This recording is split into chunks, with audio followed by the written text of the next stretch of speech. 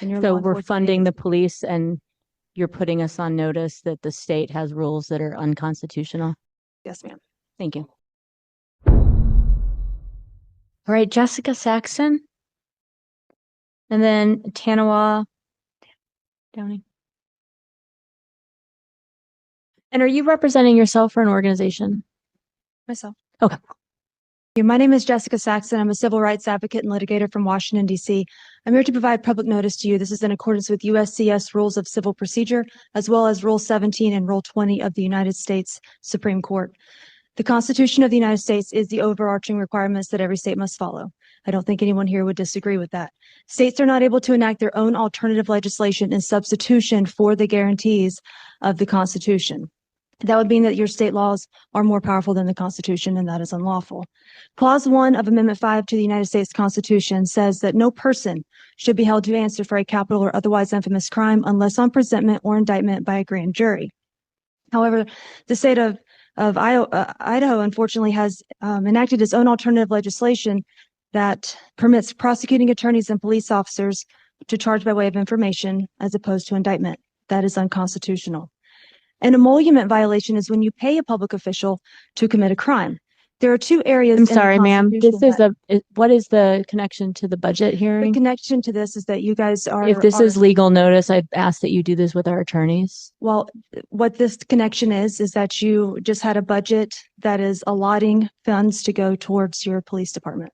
And your So law we're enforcement funding the agency. police and you're putting us on notice that the state has rules that are unconstitutional. So if the state has enacted an unconstitutional law and then you're paying your public officials to break that law, then yes, that would be unconstitutional and thus unlawful and illegal. And so we are here under the public hearing to provide notice. Yes, ma'am.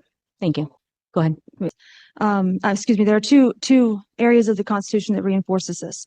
The one is Article 1, Section 10, where it says that no state shall create any law that shall impair the obligation of contract. So your police officers, your prosecutors, your judges, they're all under a contract. That was a contract based on their oath.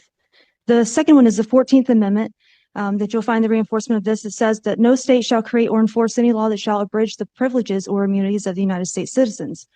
Privileges and immunities of United States citizens are at a minimum those that are enumerated in the Bill of Rights and the First and Amendments, guaranteed and secured by the Constitution. So Mr. Tanawa Downing, he is preparing to litigate this issue at the United States Supreme Court on behalf of more than 700,000 people currently imprisoned here in America unconstitutionally. So yes, I'm here to provide notice to you today that if you continue to pay public officials to break the law, that criminal sanctions can come from that. Nobody wants that. That's not where we want to go. Nonetheless, public officials must be made aware that if you continue to pay people to disobey the law, that is an emolument violation, it is unconstitutional, and it is illegal. I do have a notice that I would like to put on the record here. Thank you so much. Have a great day. Thanks. Mr. Downing.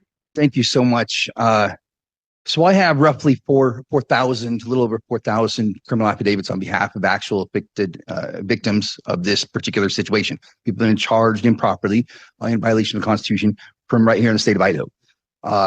Many of them are from within the city of Boise itself. Now, this is per se crime, meaning that we don't have to show that they intended to breach their obligations simply by virtue of the breach. All elements of crime have been met because these public officials, they swore by oath or affirmation that they would fulfill a future outcome, which they have not as of this moment because they're relying upon an inferior state statute. So you guys prepare the budget for the law enforcement, for the police department. That's part of the budget that you guys are asking for right here.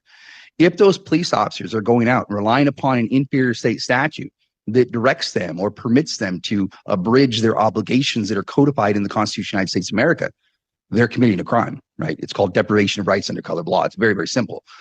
So, you cannot pay public officials to break the law. That's the emolument violation. We're providing notice to you guys. We're not trying to get anybody into trouble. We're not here confrontationally. We want to ask you guys to please step up and simply discharge the duties of your office, confirm the things we're saying by taking a look at Clause 1, Amendment 5, and then directing the agents to act in a lawful constitutional manner so we can avoid any further litigation. The state of Idaho does not have the authority to create an inferior state statute and then go and enforce that in violation of the Constitution of the United States. So, I know that you guys are going to go ask your attorney here in a moment, right? As soon as we're done, you guys are going to go ask your attorney. You're going to say, hey, is this true? That attorney is going to say, well, no, not really, because of a case from 1884 from the United States Supreme Court. It's called Hurtado versus California. And before you guys choose to rely upon that as the foundation, I want to remind you guys that the Constitution of the United States is the foundation, not a judge-made ruling. Judges do not have the authority to legislate.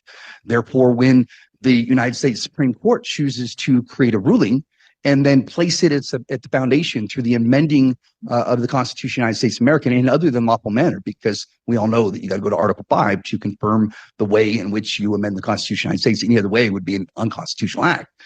Supreme Court of the United States has no authority to create a ruling, place it at the foundation, and direct all the states to act in violation of the Constitution of the United States. Any amendment to the Constitution must be done by an authentic act of people in accordance with the special amending procedure of Article 5.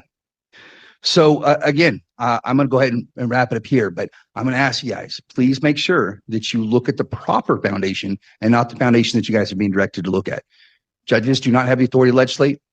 Right? We did not delegate that authority to the judicial branch. All legislative authority is vested in a Congress of the United States consisting of Senate and House Representatives. That is Clause 1, Article 1 of the Constitution of the United States. So again, I ask you guys, please step up, discharge the duties of your office, fulfill the obligations and promises that you made to the people of the state of Idaho, and let's enforce, recognize, and obey the Constitution of the United States of America. Thank you guys so much. God bless. We shall